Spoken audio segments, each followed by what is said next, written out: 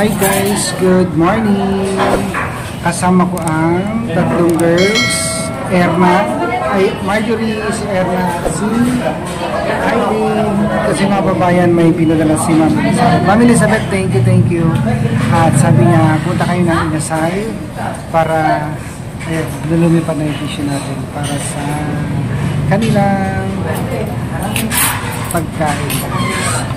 Sa ating makasama ko po. Thank you po tita,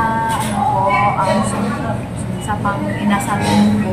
Hindi namin alam, surprise kami sa yung binigay na inasal namin ngayon. Kaya, masaya kami kasi, pumunta kami ito na mag-inasal po. Thank you po tita, sana po mag-ingat kami dyan sa lahat ng binigay sa aming anak. Thank you talaga kasi bihira lang yung nanay na nagbibigay sa amin ng ganito at nagmamahal po. Thank you. Thank you po tita ay nanay. Thank you po sa lahat ng ng binigay mo sa amin. Marami ka na pong natulong sa amin. Ingat po kayo palagi. So yun guys, dumating na po yung aming order at ayan, lahat po kami ay single rice lang kasi mahina naman kami kumain ng, hindi kami makakain ng marami masyadong rice. At yung kay Badiday po mga pabayan ay tinake out na lang po namin kasi hindi po namin siya nakasama dahil naka-duty po yan si Badiday ngayon. Kahit Sunday, dire-diretso yung kanyang duty dun sa hospital, pero meron siyang take out dito guys. So yan po mga babayan, kain po tayo ng Mang Inasal at galing po yan kay Ma'am Elizabeth Makuha. Ma'am Elizabeth, thank you so much po ulit. Kain po. Thank you po sa kasi mabubusog na po pag-iin.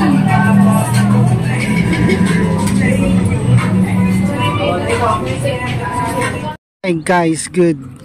Ano bang oras na? Afternoon na. Good AM pa pala. Yan. So guys, galing na kami ng Inasal at dito na kami dumiretso sa hospital para ibigay yung take out ni Badiday. So antayin na lang namin kasi hindi naman kami pwedeng pumasok dun sa emergency room. Baka pagbawalan kami at pagalitan kami. Guys, kumusta?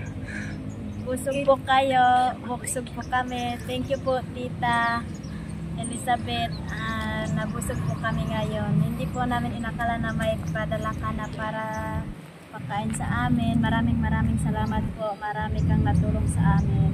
And of course kay Tita PB Love at kay Sir Paul, maraming salamat po sa inyo sa pagsuporta sa amin.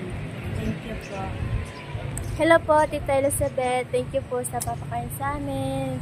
At i-bless po kayo ni Lord sa mga may marami pang dumating na blessing sa inyo at sila Tita PB Love, Sir Paul. Thank you po sa inyo.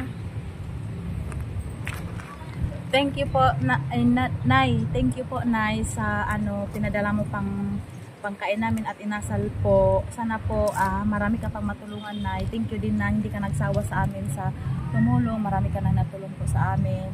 And siyempre naman kay Tita PB Love, thank you po Sir Paul, lahat ng TV team, thank you so much. Kuya Toy, thank you din po. Welcome. Kasi dahil sa'yo, hindi mo makukuha yung pera kasi siyempre doon pinadala sa'yo, wala kami mga wala kami ID. mga ATM.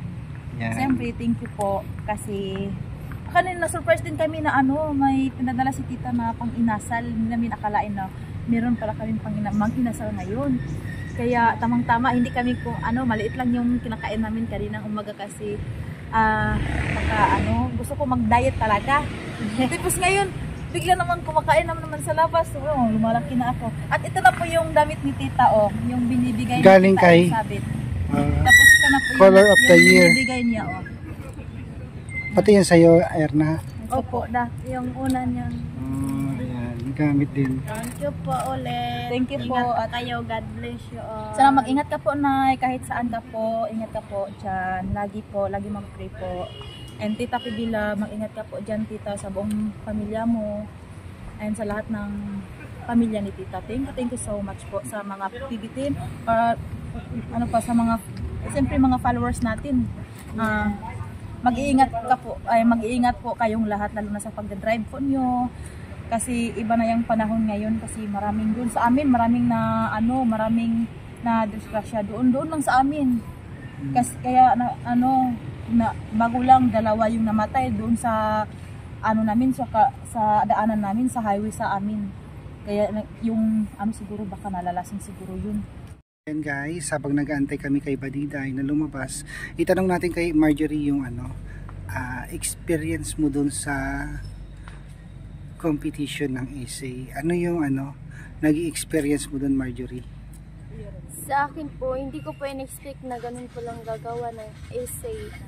Hindi ko naman alam kung anong gagawin ko. Tas, maganda naman po magsulat. Yung nag-iisip ka kung ano yung gagawin mo na sentence para makabuo ka ng idea, opinion, ganun. Tapos, maganda naman po siya, nakakaba, tapos nervous.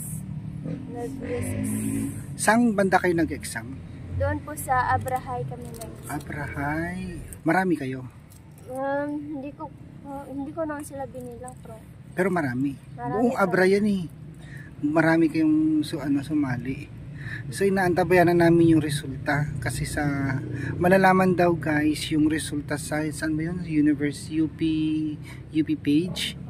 Doon po ilalagay sana top notcher ka. Wow. Pero yung yung di ba tinanong kayo, binigyan kayo ng question, ano ba yun, title?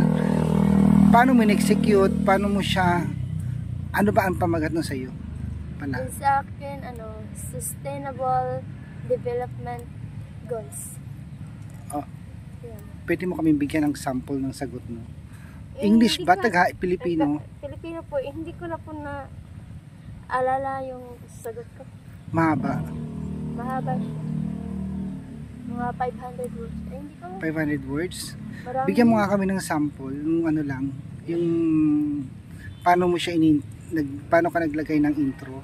Ay, yung akin, nag-question ako na. Ganyan. Tapos, nilagyan ko ng mga detalye. Enjoy naman. Sa akin, Pressured ka? nakakaba lang ako. Hindi ako na-enjoy yung kinabahan ako. Kinabahan ka? Mahirap kasi mag-isip kapag ilang oras kayo doon? 3 hours yung limit. yung exam. Grabe yung Pero meron pang extra para hindi magkamali. Sa palagay mo? Sa Sa sarili mo? Sa palagay ko, baka hindi ako makasama. Bakit? Hindi ko naman alam. Hindi ko sure. Para sa akin, sumali ako doon para may experience ako kung paano magpapaglaban. Hindi ba? Na-experience na ako one time. Pero dapat ginalingan mo na ng todo. Tinodo mo na. Kasi minsan lang yan. Kaya dapat binigyan mo na lahat ng best para iangat mo ang Davao. Hindi ko naman nag-practice na magsulat ako. Hindi ko na maakalain ganun pala yung question. So yan. Bye. Irene, Hi. Kumusta? Okay lang Good morning. naman. Masaya kasi palaging sumasayaw. Malapit na yung yung ano ba to? Foundation Day. ngayong 21 Martis.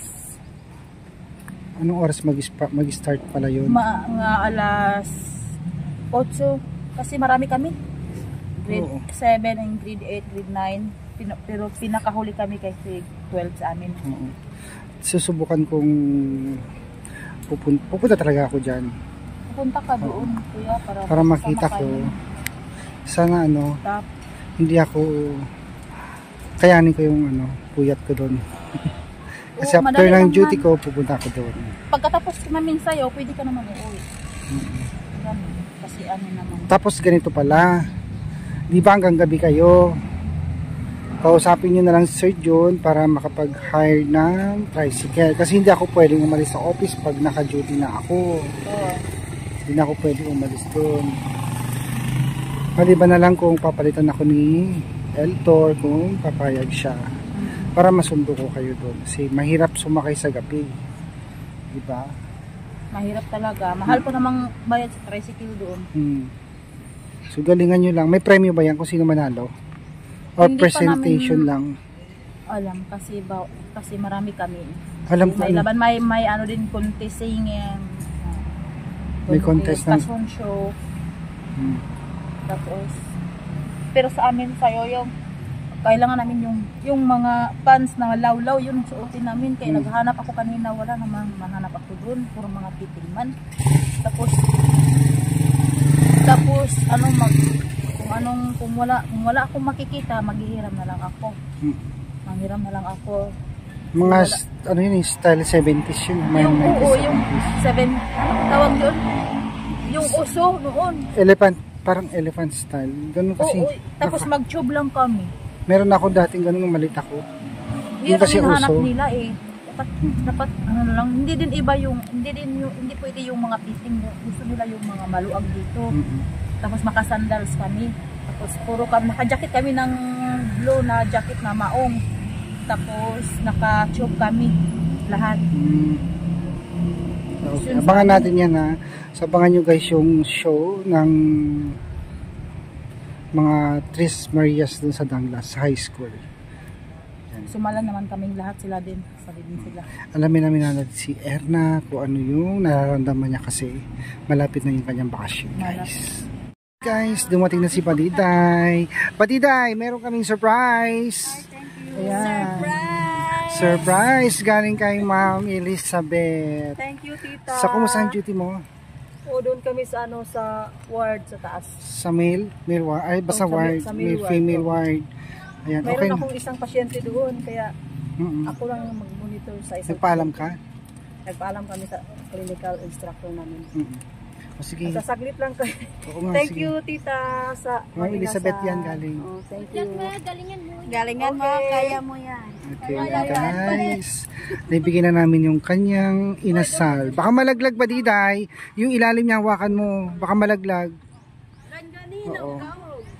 Ayan guys, papasok na siya ulit. Mag-duty, back to duty na siya. Hinati lang namin yung kanyang lunch, guys. From Ma'am Elizabeth. Ma'am Elizabeth, thank you so much po ulit.